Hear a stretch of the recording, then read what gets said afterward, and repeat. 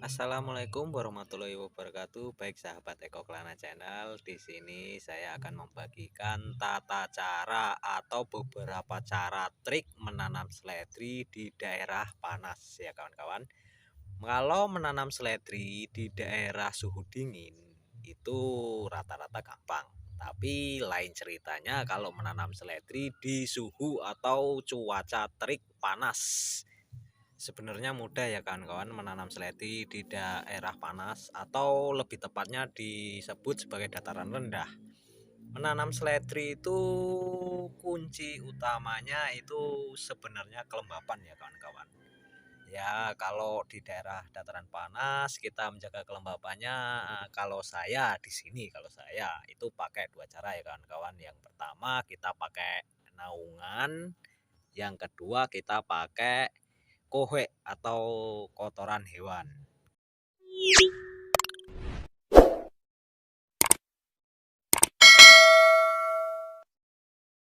Sebelum lanjut ke pembahasan berikutnya, jangan lupa untuk like, subscribe, serta komen dan share ke beberapa media agar channel ini berkembang serta bermanfaat bagi kita semuanya tentunya kawan-kawan. Tanpa basa-basi lagi kawan-kawan, saya akan langsung ke topik pembahasannya ya kawan-kawan. Sebagaimana kita tahu, seledri itu hidupnya di daerah sejuk atau daerah pegunungan. Bagaimana ceritanya kalau ditanam di daerah panas atau suhu ekstrim? Yaitu kita memilih bibit yang sesuai ya kan kawan. Untuk daerah yang ekstrim itu biasanya pemilihan bibit itu jadi faktor penentu utama juga ya kawan-kawan. Kalau di sini saya pakai bibit merek Bambi dari Japana Merah. Kalau di tempat lain ya terserah kawan-kawan. Kalau saya lebih condong ke Bambi karena dia tahan cuaca panas serta tahan kering. Lahannya itu kalau kering dia masih tetap bisa hidup dengan bagus. Lalu kita membuat naungan ya kawan-kawan. Naungannya ya seperti ini. Naungannya seperti ini.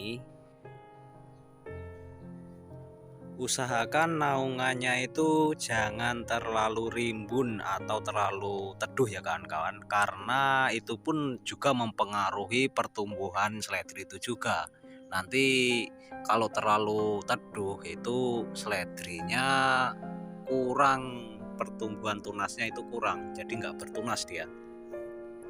Jadi tingginya juga disesuaikan, kalau bisa ya di atas kepala kita. Jadi kalau melakukan proses penyemprotan atau penyepraian terhadap tanaman kita juga tidak mengganggu nanti prosesnya penyepraiannya itu tidak terganggu kalau tingginya itu sesuai ya kawan-kawan. Jangan terlalu pendek juga, kalau terlalu pendek nanti tidak bisa proses penyepraiannya. Lanjut ke cara yang terakhir yaitu memakai kohek sapi atau kotoran hewan ya kawan-kawan. Kalau saya di sini pakainya kotoran hewan sapi ya kawan-kawan, karena selain dia itu bisa menggumpal serta bisa tahan lama daripada kotoran yang lain. Di sini saya memakai kotoran sapi ya kawan-kawan. Seperti inilah contohnya, itu pakai kotoran sapi, diratain ya kawan-kawan. Usahakan itu rata, jadi tanahnya itu tertutup, karena kotoran sapi ini fungsinya untuk menjaga kelembapan tanah. Selain buat pupuk juga bisa untuk menjaga kelembapan tanah. Ini nanti tanahnya semua ditutup seperti ini kawan-kawan, diratakan. Maaf ya kawan-kawan kalau videonya agak buram karena ya keterbatasan HP-nya, ya HP masih jadul, jadi ya kurang jernih kualitas videonya, mohon dimaklumi. Yang penting kan informasinya cukup bermanfaat. Seperti inilah contohnya, ini diratain semua ya. Contoh yang sudah jadi seperti ini kawan-kawan, dia rata semua, tanah itu diratakan. Ini di bawah tanah ini kawan-kawan, ini masih lembab, ini lama ini kelembapannya, nggak mudah kering di bawah ini. Jadi ya bisa mendukung pertumbuhannya itu maksimal. Jadi walaupun tanahnya itu di atasnya itu kering, ini kotoran sapinya, di bawahnya itu lembab. Jadi cuaca terik seperti apapun itu di bawahnya itu masih lembab ya kawan-kawan. Ini ya contoh tanaman yang seledri ya sudah saya tanam 4 hari yang lalu kawan-kawan. Ya usahakan pakai kotoran sapi, karena kalau kotoran sapi dia bisa mengeras seperti ini kawan-kawan. Ini bisa mengeras, dia bisa rata mengeras di atasnya, sehingga tanah di bawahnya itu walaupun dikocor atau di hujan deras kena air yang terus menerus, dia tetap menggumpal, nggak kayak kotoran lain. Kalau kotoran lain mudah hilang serta mudah hancur. Kalau kotoran sapi ini pakainya yang basah ya kawan-kawan, jangan takut penyakit inilah itulah. Kalau di seledri insya Allah aman, karena saya sudah memeraktekkan seperti ini itu lebih dari 1 tahun ya kawan-kawan, lebih dari 1 tanaman, udah puluhan kali nanam. Jadi saya menjamin perawatan itu yang penting, bukannya kalau kotoran masih baru panas gini. Ini buktinya ini kawan, ini tuh kotoran belum lama, ini belum ada 1 minggu saya ambil dari kandangnya langsung, belum pakai fermentasi, belum apa, belum ini. Alhamdulillah saya nanam udah puluhan kali, alhamdulillah berhasil, enggak masalah dia.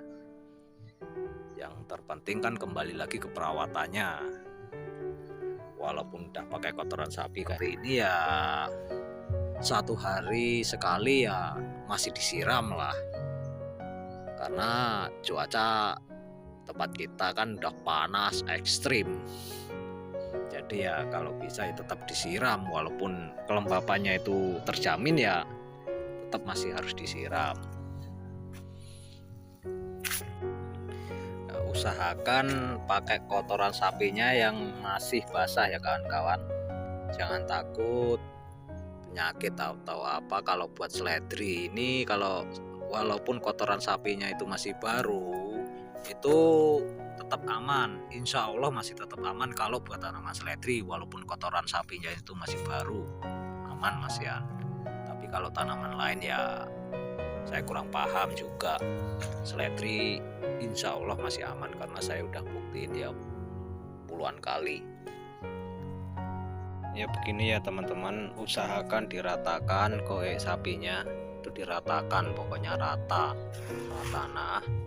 Kalau udah rata seperti ini, lalu tinggal kita ambil bibitnya atau benih seledrinya. Kita ambil benih seledrinya,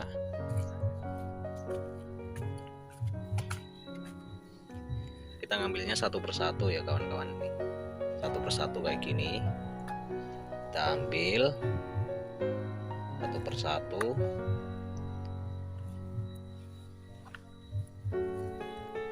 Setelah itu kita tanam. Jadi jangan takut ya, walaupun baru kita ratakan kohoi sapinya langsung kita tanam pun berani, enggak masalah, dia enggak ngefek. Kalau bisa ditanam itu berbaris ya kawan-kawan, berbaris tanamannya. Ini efek basahnya tanah ini, dia langsung cepat tumbuhnya seledrinya.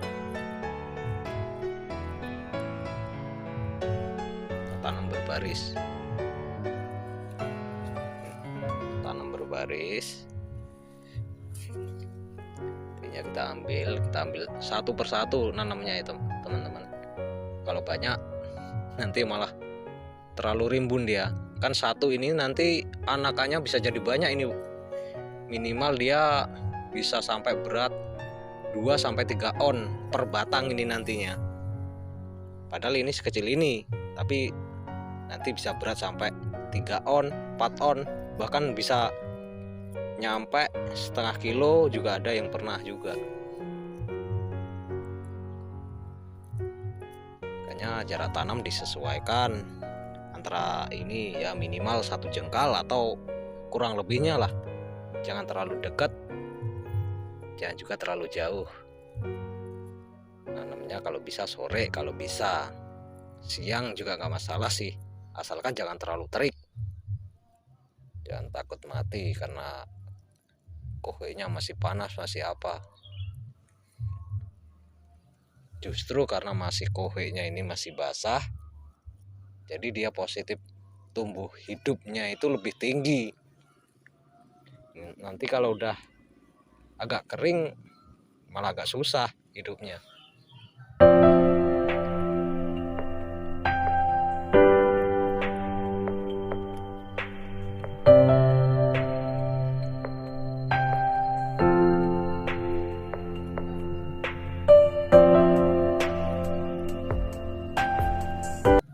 Ya kurang lebihnya seperti inilah kawan-kawan ya.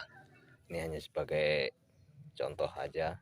Sekian dulu video kali ini kawan-kawan. Semoga video ini bermanfaat serta bisa menambah wawasan kita dalam bertani seledri. Jangan lupa untuk mengikuti channel ini supaya tahu updatean berikutnya dari tanaman seledri. Akhir taufik wal hidayah. Assalamualaikum warahmatullahi wabarakatuh.